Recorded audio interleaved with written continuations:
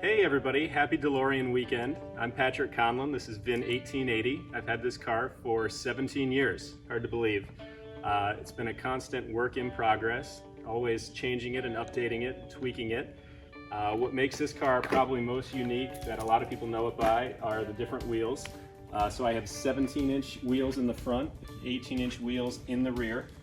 They're XXR 502 is the brand. And you can see I took the stock DMC plastic cap from the original wheels, cut it down, and epoxied it into the center cap of the XXR wheels to make it look a little bit cleaner, a little bit more factory looking. I also have vented discs in the front from Ed Ouding, which really help with the brake fade problem when you're doing some spirited driving. I've also added in Toby Peterson's Wings Aloft kit, which I think every DeLorean should have. Basically, you can walk up to your car in a parking lot, unlock it, and open the doors remotely, which never ceases to draw a crowd and oohs and ahs. So definitely something I think every DeLorean should probably have.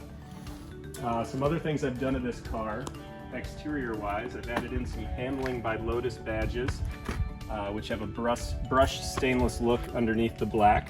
And Bill Collins even complimented me on those and said he thought the car should have had those from the factory. So that was kind of nice to hear. I also added in a third brake light, which is actually off of a Corvette.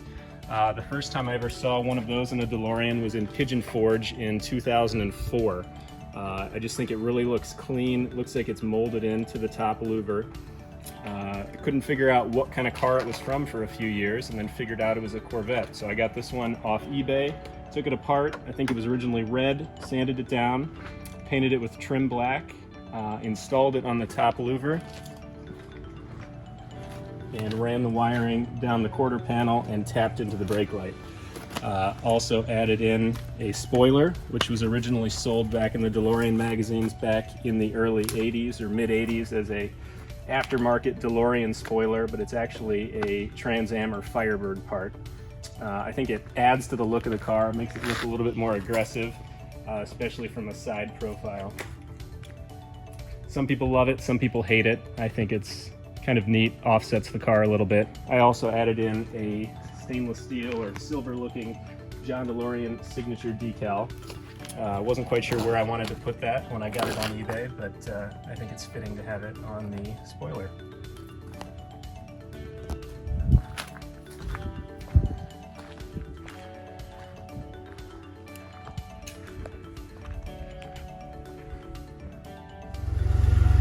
So another modification I did to this car, I added in LED headlights, which don't really show up as well as I would like on camera, but they're very bright. They have fans built into them to keep them cool in these housings, and they use relatively low power compared to a standard xenon or halogen bulb. See, I also added in several years ago fog lights, which also have LEDs in them. I have a custom switch that I added in here, which is basically a defroster switch with a custom logo. That on and turn on the fog lights as well. I think there's at least 2 other DeLoreans that have used the same fog lights I did because they really like the look. Other people have used square ones, you know, that's unique too, but I think these are kind of a little more subtle.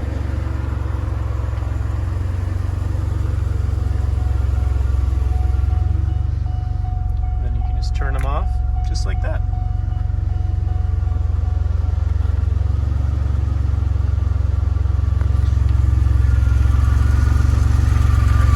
Stainless steel UK exhaust, which I believe this is one of the first ones they ever made. I actually got this from my friend Kevin in Ireland, and it came on his right-hand drive car when he bought it.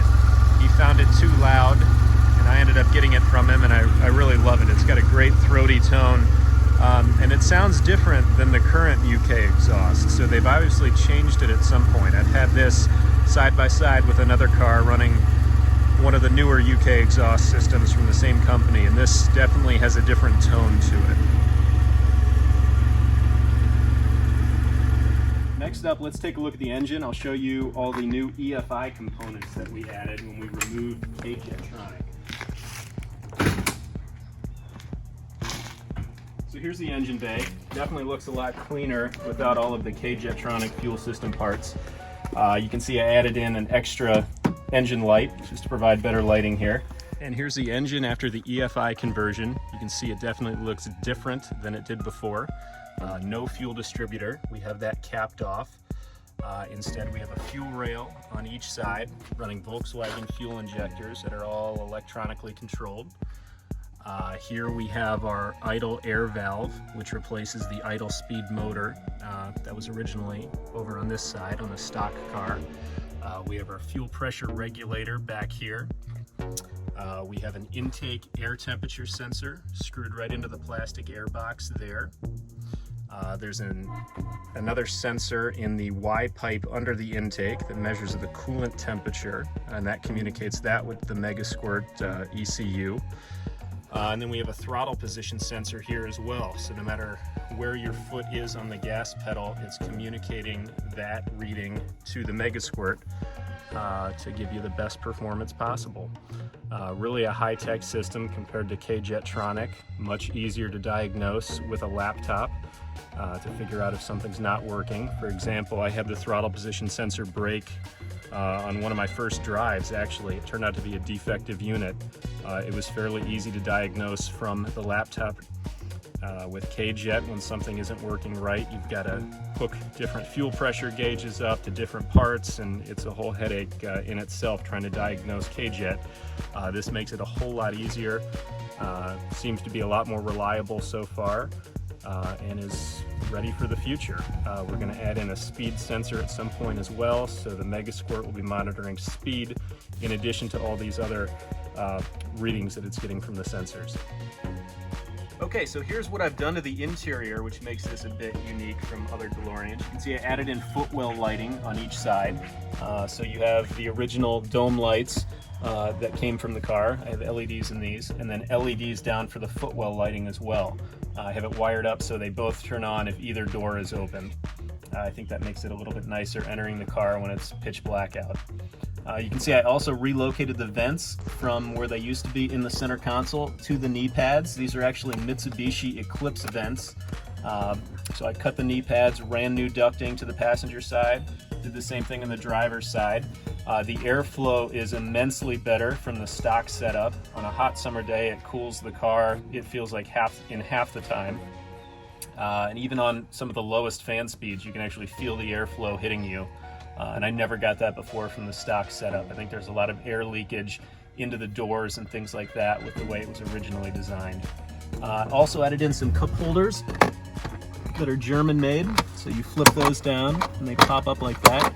It's the one thing the car never really had, so getting coffee in the morning, you can just put it right in there. Some other things I've done, let me shut the door here and show you.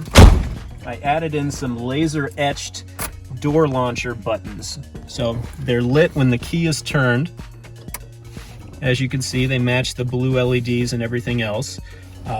Laser etched stainless steel buttons. They're wired into the door actuators that the Wings Aloft kit uses. So basically you can open the door the traditional way by pulling on the latch, or you can push this button to trigger it, which I think is a little bit more elegant, probably a little bit more in line of what the car would have come with if it were being made today.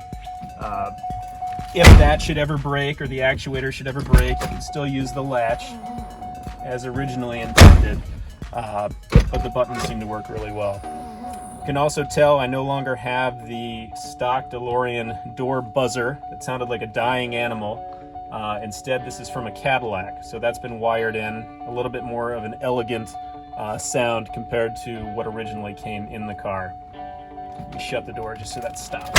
Okay, so here I am in the car with it running. You can see the footwell lights are glowing bright. Here's the universal gauge that I have mounted on top of the center console. It's just clipped in. I didn't screw the mounting pod in, so it's totally removable if I wanted to.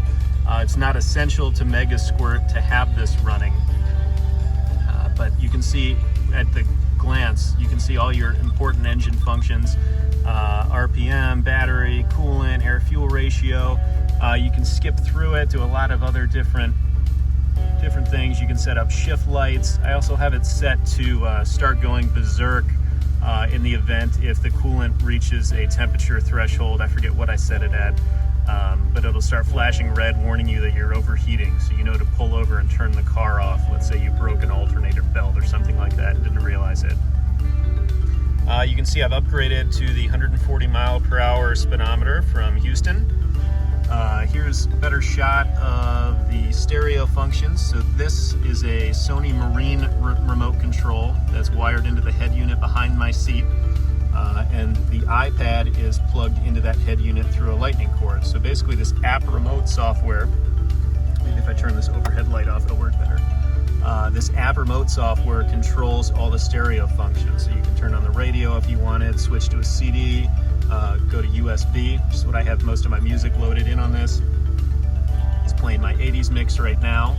I actually prefer this app to see the music. You can see Dave McKean's LED panel. Looks like it's blinking on the camera, but it's really not in person. It's kind of weird. But in any case, you can swipe to change your music. I've got my 80s mix here. Easy to navigate with when you're using the car. Let me lower this just for now. Other things I have, I've got maps, so you can use navigation via Apple. That's kind of nice, or via Google. I have a backup camera as well, which communicates via a fake Wi-Fi signal. So the camera's actually mounted between the license plate lights in the rear, and it's really easy to just flip that on when you're backing up and see, hey, I'm about to hit a tree.